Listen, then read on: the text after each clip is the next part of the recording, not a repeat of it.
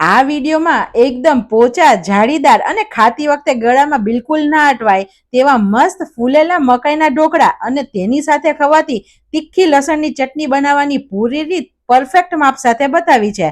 તો ચોક્કસ ઘરે ટ્રાય કરજો. વિડીયો તો તમને ગમશે જ, તો લાઈક આપી રૂપલ્સ ટેસ્ટી ટિપ્સને સબસ્ક્રાઇબ જરૂર કરજો. Happy cooking, enjoy eating. સૌથી પહેલા 1 કપ જેટલો રવો લીધો છે. અત્યારે આપણે સૂજીનો ઉપયોગ નથી કરતા. તેને એક મોટા વાસણમાં લઈએ. ઢોકળાને બહુ સારું બાઇન્ડિંગ અને સ્વાદ દેવા માટે અત્યારે આપણે 3 ચમચી એટલે કે 1/4 કપ જેટલો ચણાનો લોટ એડ કરીએ છીએ. આને આપણે ચાળીને એડ કરીએ જેથી લમ્સ ના બને. બંને આપણે સરખું મિક્સ કરી દઈએ.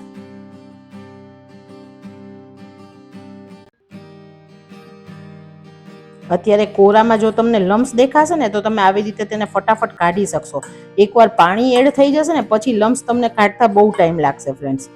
અત્યારે જ આપણે મિશ્રણને સ્મૂથ કરી દીધું. મિશ્રણમાં અડધો કપ જેટલું મીડિયમ ખાટું દહીં એડ કરીએ. તે જ કપની અંદર મેં અત્યારે અડધો કપ જેટલું પાણી લીધું છે. આપણે જરૂર મુજબ એડ કરી અને બેટર બનાવીએ. પહેલા એક સાથે પાણી નહીં નાખી દેવાનું, નહીં તો બહુ ઢીલું બેટર થઈ જાય ઘણીવાર.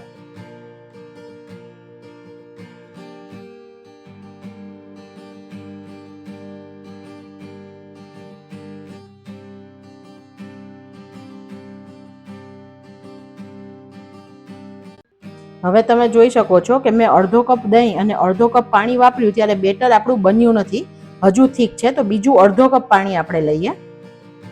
હું તમને લાસ્ટમાં ટોટલ પાણી કહીશ. હવે એકદમ થોડું થોડું નાખતા જાય અને ઢોસાની જેવી કન્સિસ્ટન્સી હોય ને તેવું બેટર બનાવવાનું. આ બેટર એકદમ પતલું નહીં બનાવવાનું, નહીં તો ઢોકળા ફૂલશે જ નહીં.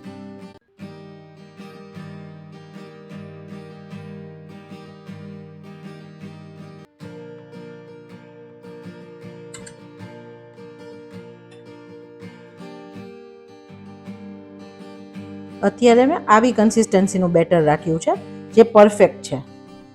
મેં જે અડધો કપ પાણી બીજું લીધું તેમાંથી અત્યારે 4 થી 5 ચમચી પાણી જ વાપર્યું છે. ટોટલ મેં 3/4 કપ જેટલું પાણી વાપર્યું છે. ઢાંકી અને 10 મિનિટનો આપણે બેટરને રેસ્ટ આપીએ જેથી બેસન અને રવો બંને સરસ પલળી જાય. બેટર રેસ્ટ કરે છે ત્યાં સુધી મકાઈની આપણે પેસ્ટ બનાવી દઈએ. અત્યારે મેં 1 કપ જેટલા અમેરિકન મકાઈના દાણા લીધા છે, જેને મિક્સરની જારમાં લઈએ.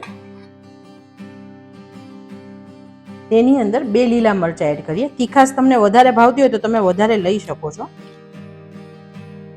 અને 1 ઇંચ જેટલો આદુનો ટુકડો એડ કરીએ. જો તમે લસણ ખાવ છો તો અત્યારે તમે 4 થી 5 કળી લસણની પણ એડ કરજો, બહુ જ સરસ સ્વાદ લાગશે. મકાઈને ક્રશ કરવા માટે 1/4 કપ જેટલું પાણી એડ કરીએ છીએ અને આની સ્મૂધ પેસ્ટ બનાવીએ. હવે આપણે ઢોકળા સાથે ખવાતી એકદમ તીખી લસણની ચટણી બનાવીએ. 2 ચમચી કાચી સિંગ લઈએ છીએ. 6 થી 7 લસણની કળી એડ કરીએ. 2 ચમચી લાલ મરચું એડ કરીએ. અત્યારે મેં કાશ્મીરી વાપર્યું છે, તમે 1 ચમચી તીખું ને 1 ચમચી કાશ્મીરી પણ વાપરી શકો છો. 1 ચમચી ધાણા જીરું એડ કરીએ. નાની અડધી ચમચી મીઠું એડ કરીએ. 1 ચમચી લીંબુનો રસ એડ કરીએ અને 1/4 કપથી અડધું પહેલા પાણી એડ કરી અને ચટણી વાટીએ. પછી જરૂર મુજબ ઢીલી કરીશું, કેમ કે આ ચટણી ઢોકળા સાથે ખવાય છે ને તે લિક્વિડ જ હોય છે. ક્રશ કરીએ. ફરીથી જે વધેલું પાણી હતું તે નાખીને ક્રશ કરીએ. એકદમ સ્મૂથ ચટણી બની ગઈ છે, તેને આપણે કાઢી લઈએ. હજુ આ ચટણી આપણી થીક છે તો આપણે આને ઢીલી કરીએ. પહેલા 3 ચમચી પાણી એડ કરીએ અને આ ટાઈમે તમે ટેસ્ટ કરીને મીઠું પ્લસ કરી શકો છો જો તમને ઓછું લાગે તો. બીજું હજી 1-2 ચમચી જેટલું પાણી એડ કરું, કેમ કે સિંગદાણા છે ને એટલે ચટણી ઘટ થઈ જશે. હવે સરસ કન્સિસ્ટન્સીમાં ચટણી થઈ ગઈ છે, આ પરફેક્ટ છે. બીજી સાઈડ આપણે પાણી પણ ગરમ થવા મૂકી દઈએ. અત્યારે મેં 1 લીટર જેટલું પાણી લીધું છે અને આ જે સ્ટીમરની લાઈન છે તેનાથી અડધું લીધું છે. ગેસની ફ્લેમ અત્યારે મીડિયમ રાખીએ છીએ અને ક્ષારના ડાઘા ના લાગે તેની માટે અત્યારે લીંબુ એડ કરીએ. ઢાંકી અને આને ગરમ થવા દઈએ. બેટરે પણ રેસ્ટ કરી લીધો છે. રેસ્ટ કર્યા પછી તમે જુઓ બેટર થીક થઈ ગયું છે. તો આપણે અત્યારે પહેલા પાણી એડ નહીં કરી દે, હું તમને આગળની પ્રોસિજર બતાવું છું. 1/4 ચમચી જેટલી હળદર એડ કરીએ.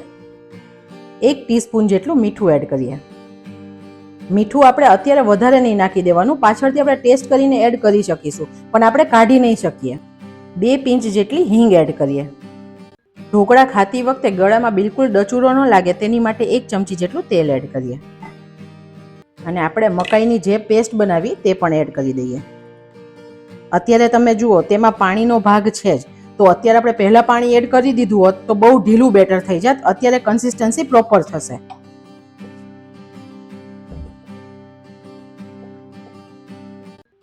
હળદર સરખી મિક્સ કરવાની, કેમ કે આપણે ઈનો કે સોડા નાખીએ અને હળદર સરખી મિક્સ થયેલી નહીં હોય ને તો ઉપર લાલ લાલ ડોટ્સ આવી જશે.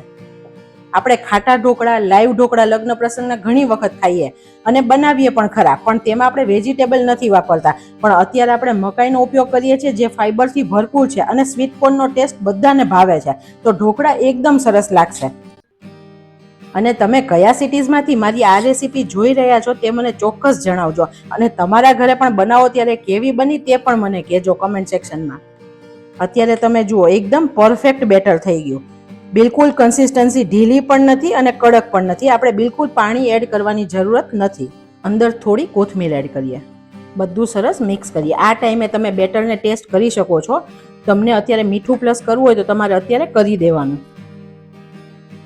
જે થાળીમાં ઢોકળા બનાવવાના છે તે થાળીને આપણે ગ્રીસ કરી લઈએ. તેલ બહુ વધારે નહીં લગાડવાનું ફ્રેન્ડ્સ, નહીં તો ઢોકળા છે તે નીચેથી ના ફૂલે. ઘણીવાર આપણને એવું થાય કે બહુ તેલ લગાડીએ ને તો સરસ નીકળી જાય, પણ એવું નથી, નહીં તો નીચેથી ફૂલશે નહીં. ઢોકળાને સારા ફૂલાવા માટે અને અંદરથી સરસ ચડે તેની માટે આપણે 1 પાઉચ ઈનો એડ કરીએ છીએ. અત્યારે આપણે પાણી એડ નથી કરતા કેમ કે આમાં પાણીનું પ્રમાણ છે, તો ઈનો સરસ એક્ટિવેટ થઈ જ ગયો છે. ઈનોને સરખો મિક્સ કરવાનો. બેટર અત્યારે સરસ હલકું અને જાળીદાર થઈ ગયું છે. ઈનો સરસ બધી જગ્યાએ મિક્સ થઈ ગયો છે. હવે આપણે પ્લેટમાં લઈએ.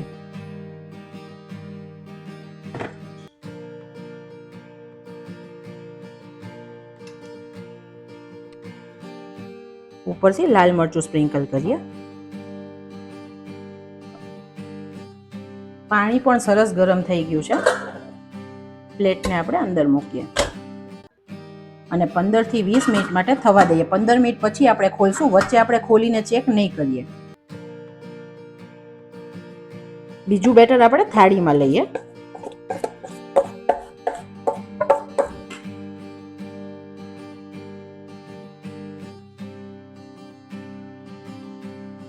ઉપરથી લાલ મરચું ભભરાવીએ. 15 મિનિટ થઈ ગઈ છે. આપણે ખોલીને ચેક કરીએ. વાવ ફ્રેન્ડ, સરસ ઢોકળા ચડી ગયા છે ને ફૂલી પણ ગયા છે. આપણે ચપ્પુથી ચેક કરીએ. ચપ્પુ ક્લિયર આવે તો ઢોકળા અત્યારે બરાબર ચડી ગયા છે. ચપ્પુમાં બિલકુલ ચીપકેલું કંઈ ના હોવું જોઈએ. અત્યારે આ પરફેક્ટ છે. તમે હાથેથી જુઓ, હાથમાં પણ બિલકુલ ચોટતું નથી. બીજા પણ આપણે જોઈ લઈએ. તે પણ સરસ ફૂલી ગયા છે. ચપ્પુથી ચેક કરીએ તો ચપ્પુ ક્લિયર છે. બંને ઢોકળાની થાળી રેડી છે. બંને થાળીને થોડી ઠંડી થવા દઈએ પછી આપણે કટ કરીએ જેથી તે તૂટી ના જાય. ઉપરથી આપણે 1 ચમચી તેલ લગાડી દઈએ જેથી ઉપરથી બિલકુલ કોરા ના પડી જાય, કેમ કે આ ઢોકળાને આપણે વઘારતા નથી. વાવ ફ્રેન્ડ્સ, એટલા સોફ્ટ ઢોકળા બન્યા છે ને, અને શું સુગંધ રસોડામાં આવે છે અત્યારે, અને એકદમ જલ્દી તૈયાર થઈ જાય છે.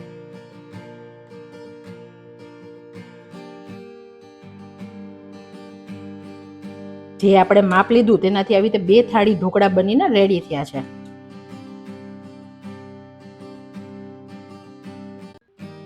હું તમને નજીકથી બતાવું કેટલી સરસ જાળી પડી છે. બધી જગ્યાએ જાળી પડી છે અને એકદમ સોફ્ટ છે. ઢોકળા તમે અડો ને એકદમ સોફ્ટ છે અને વચ્ચેથી પણ એકદમ સરસ ચડી ગયા છે. ક્યાંયથી ઢોકળું કાચું નથી, નહીં તો તેમાં જાળી જ ના પડે.